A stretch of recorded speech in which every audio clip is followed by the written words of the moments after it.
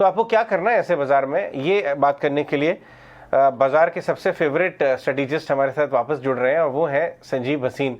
संजीव जी देखिए, मैं आपको ये तो पुश नहीं करूंगा, कई बार कॉल आदमी बोलता है कि मुझे लगता है बॉटम हो गया, यहाँ से बाजार ऐसा हो जाएगा, वो ऊपर नीचे हो सकता है, लेकिन आपकी जो तरीका है ना लोगों को हैंडल करने का, वो अक्सर लोगों को होप देता है।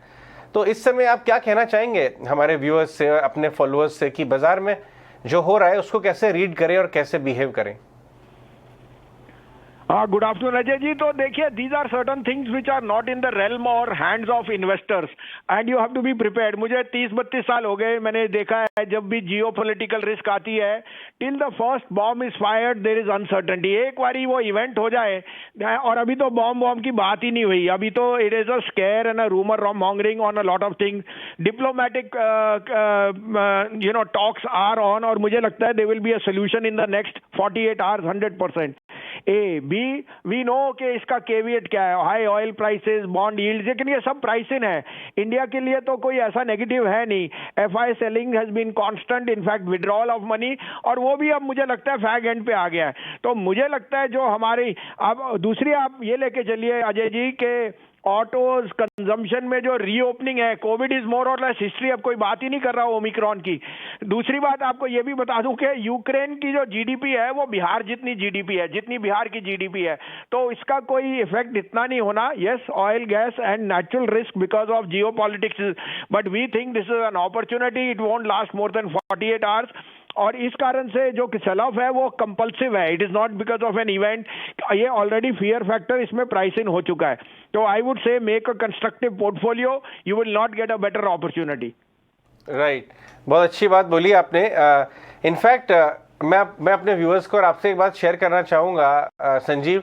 एक बहुत पुरानी सेइंग है मार्केट में, नेथन रॉथशाइल्ड ने ये बात बोली थी। रॉथशाइल्ड फैमिली वर्ल्ड की बिलियनियर फैमिली हुआ करती है, अभी भी काफ़ी टॉप बिलियनियर्स में है। उन्होंने बोला था कि buy when cannons sounds are coming and sell when trumpets are, you can hear the trumpets. तो अगर कैनन्स आ गई हैं तो इसका मतलब क्लियरली बाजार में बाय करने का टाइम आ गया है।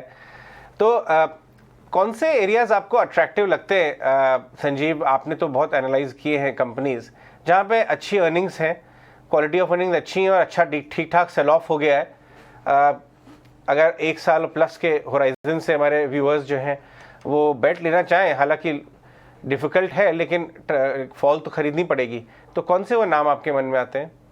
तो मैं 5-6 नाम दूंगा। देखो, इसमें सबसे ज्यादा एक्सेंट होएगा ऑन रियल इस्टेट, बिकॉज मुझे लगता है real estate as a trend is here. साथ में अगर ये ग्लोबल अनसर्टेनिटी रहती है, सोने का भाव बढ़ता है, कोलैटरल आपकी जो वेल्थ वो क्रिएशन होती है। और रियल इस्टेट में जिस तरह से डिमांड और जिस तरह से बढ़िया दिग्गज कंपनीज गाइडेंस दे रही हैं, उनके they are going to be laughing their way to the bank. और जो आदमी सबसे ज्यादा टाउटेड था, ये अच्छे नेम लेने के लिए अब मौका है। अगर आप 2500 रुपए में गोदरेज ले रहे थे तो अब मौका है 1475 में टॉप पिक गोदरेज। दूसरा Piramal enterprises, 15 million square feet है उसके पास बॉम्बे थाने में। The demerger of the pharma arm is already in process and the integration of DHFL will put them in a different sphere. Third would be DLF, unquestionably one of the largest players, और जिसका REITs are going to do extremely well in pan India and more so in north, particularly Gurgaon where commercial pace is picking up. चौथा होएगा मेरा favourite Bosch, जो semiconductor की जो market वापस आएगी। You will see the likes of जो beaten down names हैं और सीवी में बहुत स्ट्रेंथ आएगी and Bosch will be the biggest gainer. फिर आप लीजिए अजय जी T1, T2, 3 सारा ऑपरेशनल हो गया GMR का।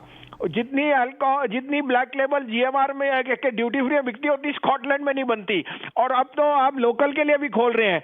तो reopening is a big trade. उनका Aero City is doing extremely well. GMR would be the 6th and 5th name, and 6th but not least would be HCL Tech, which is my favorite technology stock at this prices. The rupee will be to its advantage.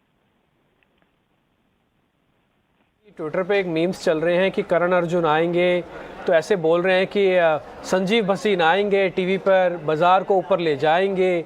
अच्छा sir, आप आ ही गए हैं, आप ये बात कह भी रहे हैं कि सिर्फ 2 ही दिन की प्रॉब्लम है, उसके बाद तो वॉलेटिलिटी एंड भी हो जाएगी और अपॉर्चुनिटी भी है। सर, ये फरवरी की आखिरी तक कितना हो जाएगा बाजार?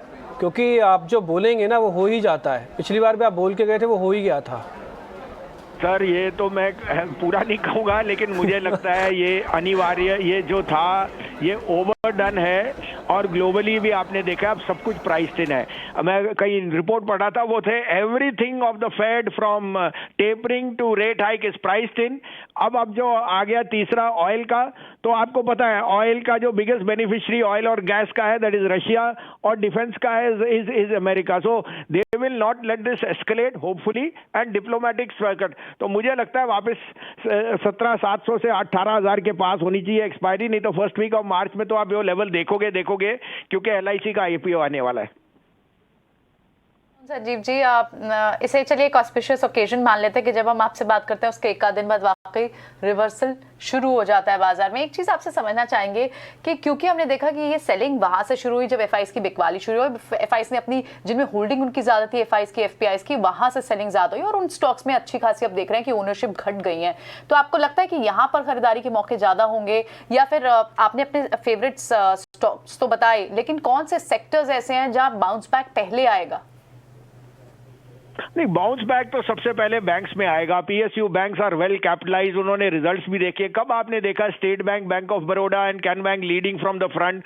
Metals are telling you a different story, because उनके जो टाटा स्टील का जो नेट प्रॉफिट ईयरली होएगा 40,000 करोड़ का है, और अगर मार्केट कैप 1,30,000 की है तो 3.5 टाइम्स पे आपको मिल रहा है। तो मैं ये नहीं, मैं कह रहा हूँ कि growth will be all across आप FMCG, लेकिन real estate is the biggest beneficiary, क्योंकि spending power and re investment, क्योंकि लोगों को बड़ी स्पेस जरूर चाहिए कोविड के बाद।